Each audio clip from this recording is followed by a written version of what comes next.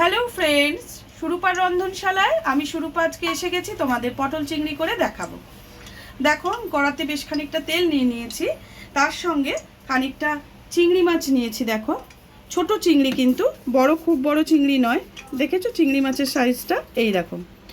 তা আমি আজকে ছোট চিংড়ি দিয়েই করব। এখানে নিয়েছি পেঁয়াজ, খানিকটা রসুন, আর এখানে নিয়েছি ডুমো করে কাটা, মানে বড় বড় করে এই যে পিস করে পটল নিয়েছি।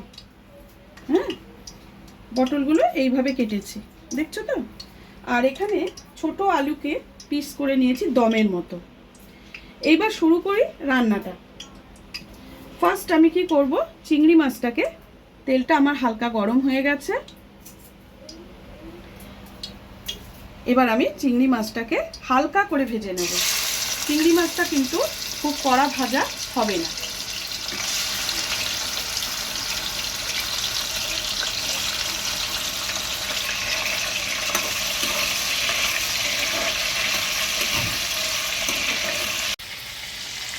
দেখো, মাছটা ভাজা আমার কিন্তু হয়ে গেছে। এবার আমি মাছটাকে একটা পাত্রের মধ্যে তুলে নেব।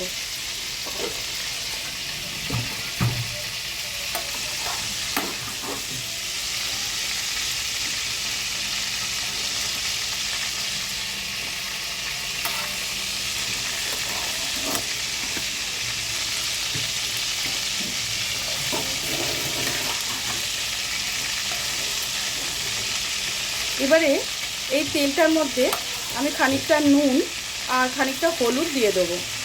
পটলটাকে আমাকে একটু ভালো করে ভেজে নিতে হবে। মাছগুলো আমি তুলে নিয়েছি। এবারে তেলের মধ্যে একটু হলুদ আর নুনটা দেবো।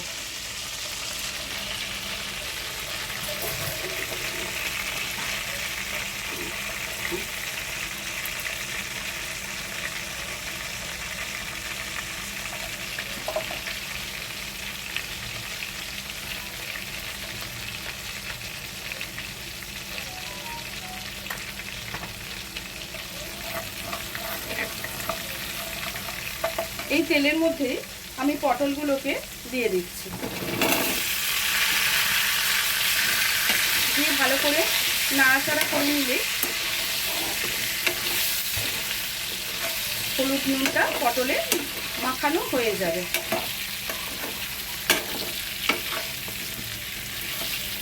এবার পটলটাকে ভালো করে ভেজে নিতে হবে। কিছুটা ভাজা হোক, তারপরে আমি আবার ঘুরে আসছি। দেখো, পটলগুলো কিন্তু আমার ভাজা হয়ে গেছে। সুন্দর করে ভেজে নিয়েছি পটলগুলো।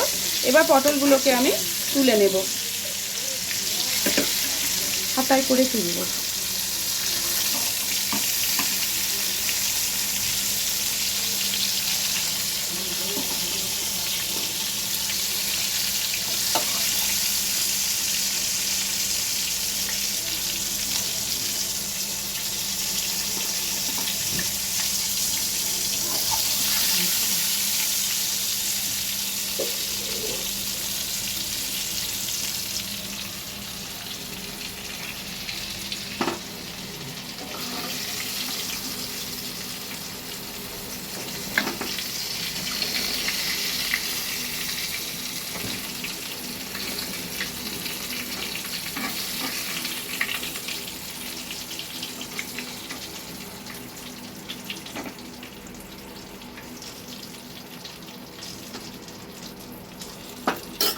এবার এর মধ্যে আমি আবারও একটু নুন দেব।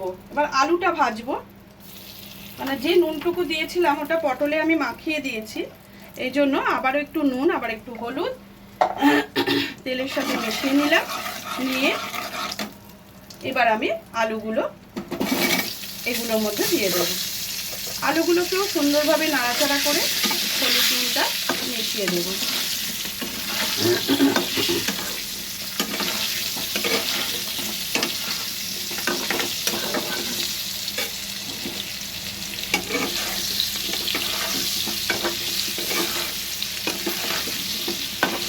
আমি কিন্তু আঁচটা আমার খুব কম বলে আমি ওতেই করছি, যাতে ভালো মতো পুড়ে না গিয়ে সুন্দরভাবে হালকা করে ভাজাটা হয়ে যায়।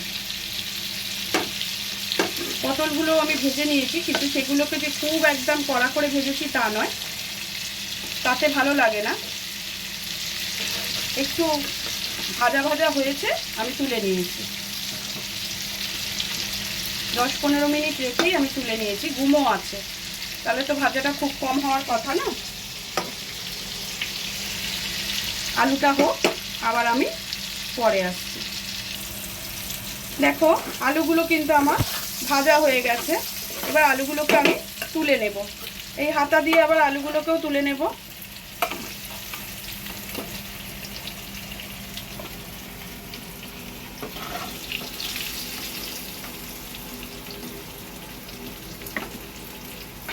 চিংড়ি মাছ, আলু, পটল সব এক জায়গায় তুলে আমি রেডি করে রেখে দিচ্ছি।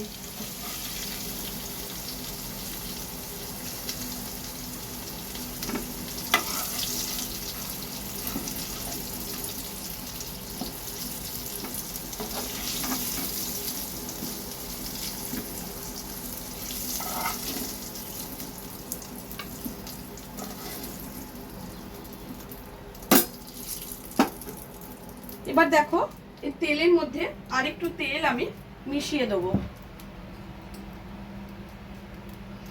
সর্ষের তেল আরেকটু দিয়ে দিলাম। এবার এর মধ্যে আমি কিছুটা গোটা গরম মশলা দেব। আমি এই তেলের মধ্যে 2টো শুকনো লঙ্কা দিয়ে দিচ্ছি। দেখো 2টো তেজপাতা দিয়ে দিলাম, আর কিছুটা গোটা গরম মশলা দেব, দালচিনি, এলাচ, লবঙ্গ, সাজিরা, এটা দিয়ে দিলাম। এবারে তেলটা যেহেতু ভীষণ গরম হয়ে গেছে, তার জন্য আমি সঙ্গে সঙ্গে পেঁয়াজটা ছেড়ে দিচ্ছি। কুচনো পেঁয়াজ খানিকটা দিয়ে দিলাম।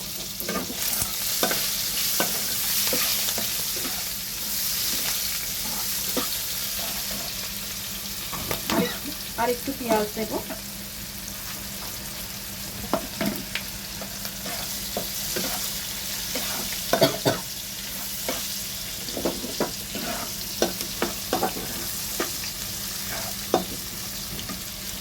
আদা রসুনের পেস্টটা আমি রেডি করে নিই।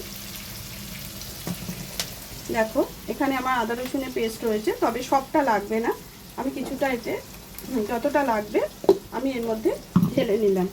তার মধ্যে কিছুটা পুরো মশলা দিয়ে দেবো, যেটা হচ্ছে হলুদ, পরিমাণ মতো হলুদ দিয়েছি। এবার তাতে দেব কাশ্মীরি লঙ্কার গুঁড়ো,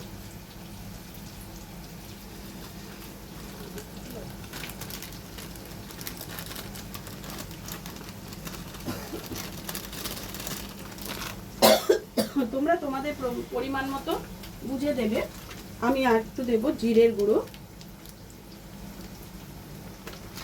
1 চামচ মতো জিরের গুঁড়ো দিয়েছি, 1/2 চামচ মতো ধনের গুঁড়ো দেব।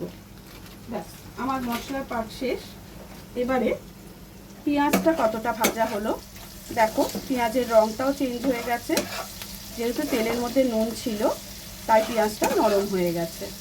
এবারে এর মধ্যে আমি দিয়ে দেব এই মশলাটা। মশলাটাকে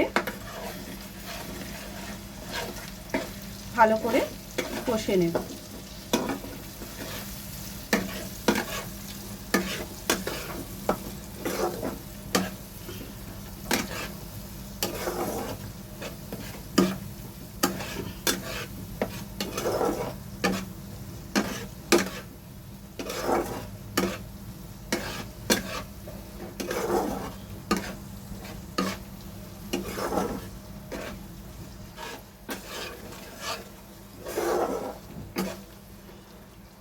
কষাটা একটু হোক, তারপরে পটল, আলু, চিংড়ি মাছ এর সাথে একসাথে মিশিয়ে নাড়তে হবে।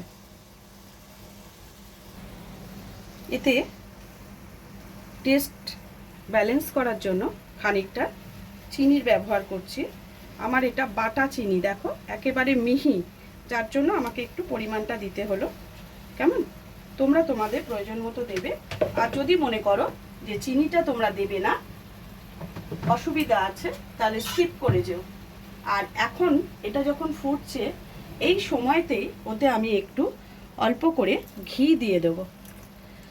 দেখো এটা আমুলের ঘি, তোমাদের অসুবিধে থাকলে সমস্তটাই স্কিপ করে যাবে, কিন্তু যেটা দিলে ভালো লাগবে সেটা আমি এতে মিশিয়ে দিয়েছি। কেননা যখন আমি পটল আলুটা কষবো একেবারে সব কিছুর সঙ্গেই আমার কষাটা হয়ে যাবে, ওই জন্যই আমি এটার সঙ্গে ওটা মিলিয়ে দিলাম। সরি। দেখো এটা মোটামুটি আমার তেল ছাড়তে শুরু করেছে। এইবারে আমাকে পটল আলু চিংড়িটা কিছুক্ষণের মধ্যেই দিতে হবে। দেখো তেল ছেড়ে গেছে, বুঝতেই পারছো। এবার আমি পটল আলু চিংড়ি মাছটা ওতে কিন্তু একসাথে সবটাই ঢেলে দেব, দিয়ে ভালো করে কষে নেব।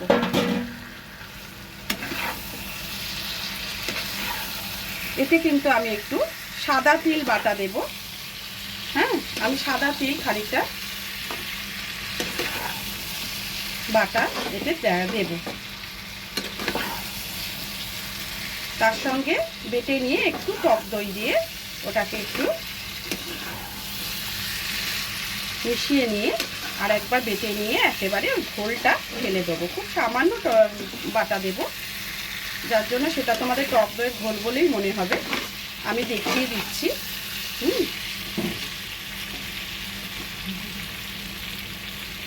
এটা একটু কষাটা হোক, ততক্ষণে আমি টক দই আর তিল বাটাটা রেডি করে নেব। দেখো এখানে আছে রোস্টেড তিল আর এটা হচ্ছে টক দই। এটা 3 চামচ আর এটা 3 চামচ নিয়ে আমি ভালো করে বেটে নিয়ে তোমাদের দেখাচ্ছি। সারা নিয়ে ঢুকবেন। দেখো এটা কিন্তু আমার কষাটা হয়ে গেছে। দেখো আর যেটা ঘোল একটু বেটে রেখেছি, দেখো বললাম না খুব অল্প পরিমাণ দেব, বাটাটা আমার হয়ে গেছে। আমি এটা একটু জল মিশিয়ে এতে ঢেলে দেব।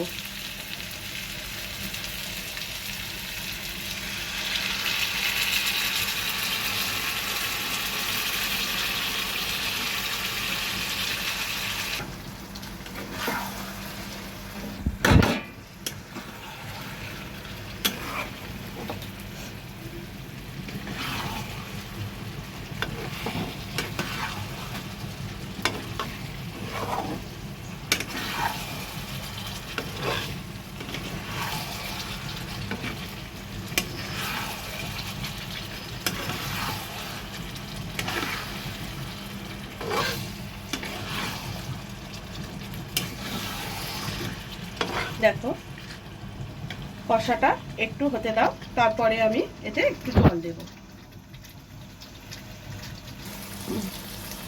দেখো এটাতে তেল ছেড়ে গেছে, মানে আমার কষাটা কিন্তু হয়ে গেছে। এবার আমি এতে অল্প করে জল দেবো, যেহেতু আলু পটল দুটোই আমার ভালো করে ভেজে নেওয়া, তাই জন্য আমি অল্প করে জল দেব, যাতে জিনিসটা ভালো করে সেদ্ধ হয়ে যায়। পরিমাণ মতো জল দিয়ে দিচ্ছি। দইয়ের বাটিটা ধুয়েই আমি জলটা দিচ্ছি। আর আমার কলের জল খুব গরম, যার জন্য আলাদা করে আমার গরম জল আর দিতে লাগে না।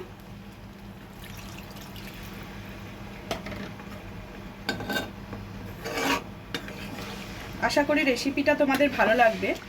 যারা যারা দেখছো যদি পারো একটু লাইক দিয়ে শেয়ার করো, কমেন্টস করো, ভুল ভ্রান্তি যা কিছু মনে হবে কমেন্টস করে জানিও। আর যদি ভালো লাগে একটু লাইক দিও, শেয়ার করো, চ্যানেলটাকে সাবস্ক্রাইব করে যেও। কেমন? দেখো জল দিয়ে দিয়েছি, এবার এটাকে একটু সেদ্ধ হতে দেবো। আমি একটু চাপা দিয়ে দেবো। কেমন? দেখো এটাকে চাপা দিয়ে দিচ্ছি, কিন্তু দেখো কালারটা কত সুন্দর এসেছে। হ্যাঁ, একদম বিয়েবাড়ির মতো। চাপা দিয়ে দিলাম। আলুটা পটলটা সেদ্ধ হলে তোমাদের কাছে ফিরে আসছি। দেখো এবার আমি অনেকক্ষণ হয়ে গেছে, 10 মিনিট হয়ে গেছে। এবার আমি ঢাকনাটা খুলে তোমাদেরকে একটু দেখাতে নিয়ে এলাম।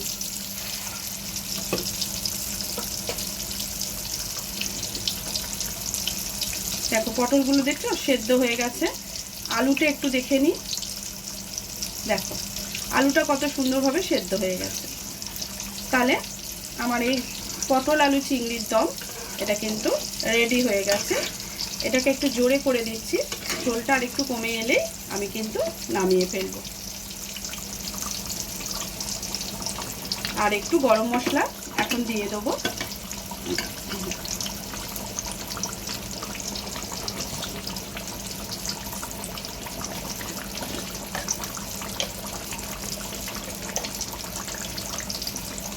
দেখো গরম মশলা, এতে কিন্তু জয়িত্রী জায়ফল সব রকম দেয়া আছে, জানো তো। এটা আমার ঘরে কড়াই থাকে, এটা একটু মিশিয়ে দিচ্ছি। ভালো করে মিশে গেলে এটা নামিয়ে সার্ভ করে তোমাদের দেখাবো।